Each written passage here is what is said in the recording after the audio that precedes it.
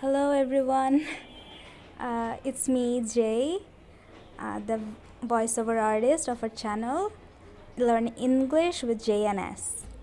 So it's the first voiceover video that I'm uploading on YouTube. So please be kind in the comments, I guess. Please be nice. It's like my first actual video that's gonna be uploaded in YouTube. So yeah. So today I'm gonna read an audiobook. This is a novel. It's called The Adventures of Sherlock Holmes by A. Conan Doyle. The Adventures of Sherlock Holmes by Arthur Conan Doyle. 1. A Scandal in Bohemia. To Sherlock Holmes, she is always the woman. I have so seldom heard him mention her under any other name. In his eyes, she eclipses and predominates the whole of her sex.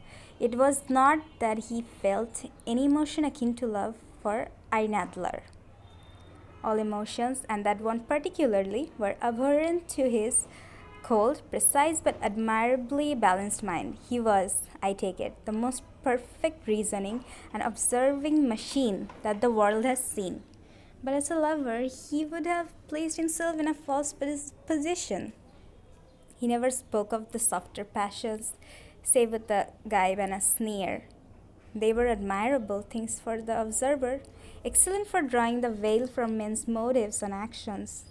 But for the trained reasoner to admit such intrusions into his own delicate and finely adjusted temperament was to introduce a distracting factor which might throw a doubt upon all his mental results. Great in a sensitive instrument or a crack in one of his own high-power lenses would not be more disturbing than a strong emotion in a nature such as his. And yet, there was but one woman to him, and that woman was the late Irene Adler, of dubious and questionable memory. I had seen little of Holmes lately. My marriage had drifted us away from each other. My own complete happiness and the home-centered interest which rise up around the man who first finds himself master of his own establishment were sufficient to absorb all my attention, while Holmes, who loathed every form of society with his whole Bohemian soul, remained in his lodgings in Baker Street, buried among his old books and alternating from a week to week between cocaine and ambition, the drowsiness of the drug and the fierce energy of his own nature. He was still, as ever, deeply attracted by the study of crime, and occupied his immense faculties and extraordinary powers of observation in following out those clues and clearing up those mysteries which had been abandoned as hopeless by the official police.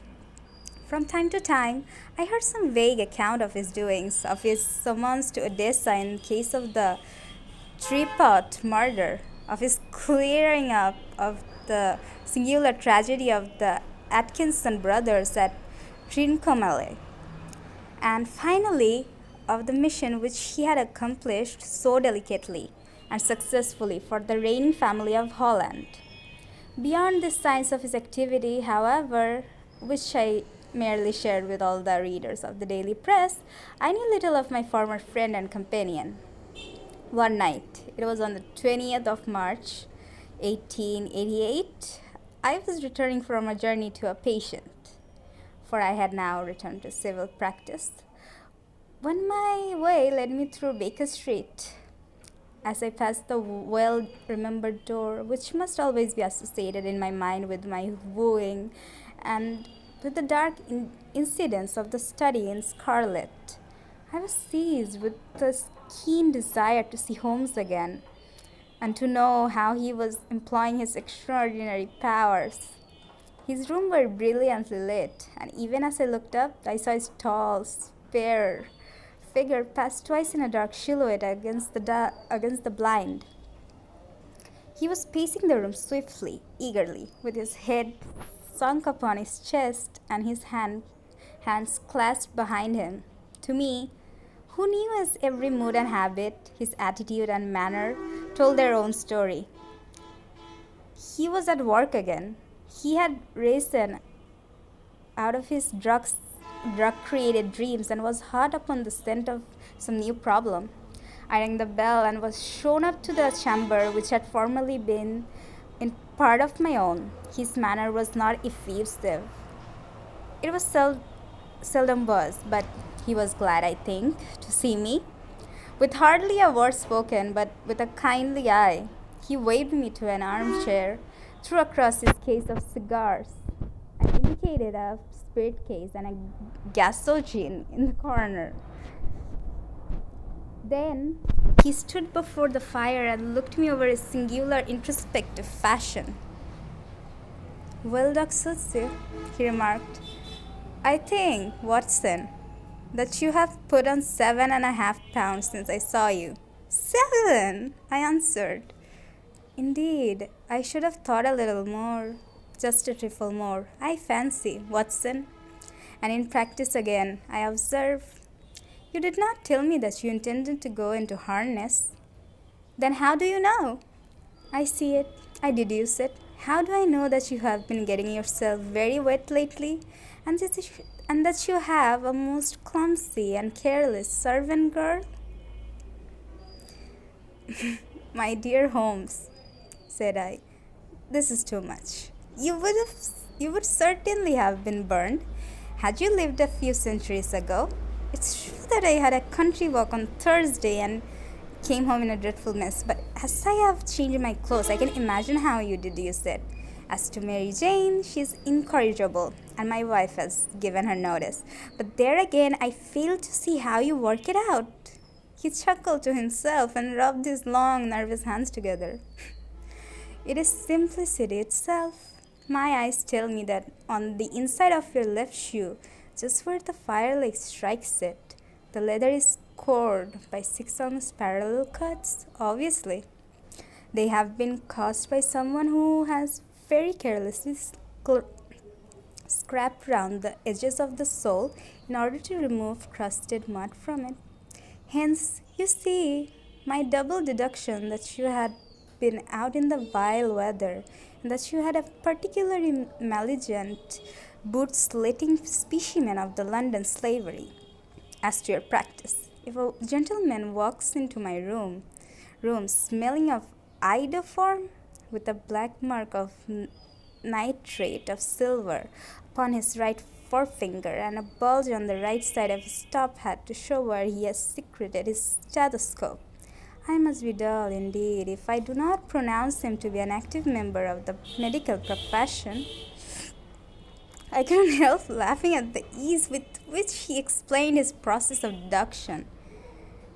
"When I hear you give your reasons," I remarked, "the thing always appears to me to be so ridiculously simple that I could easily do it myself, though at each successive instance of your reasoning, I am baffled until you explain your process, and yet I believe that my eyes are as good as yours." "Quite so," he answered, lighting a cigarette and throwing himself down into an armchair. "You see, but you do not observe. The distinction is clear. For example, you have frequently seen the steps which led up from the hall to this room." "Frequently." "How often?" "Well, some hundreds of times." "Then how many are there?" "How many? I don't know." "Quite so. You have not observed, and yet you have seen. That's just my point. Now, I know that there are 17 steps because I have both seen and observed. By the way, since you are interested in these little problems, since you are good enough to chronicle one or two of my trifling experiences, you may be interested in this." He threw over a sheet of thick, pink-tinted paper which had been lying open upon the table. "It came by last post," said he. "Read it aloud." The note was undated and without either signature or address. There will call upon you tonight at 7:45, it said.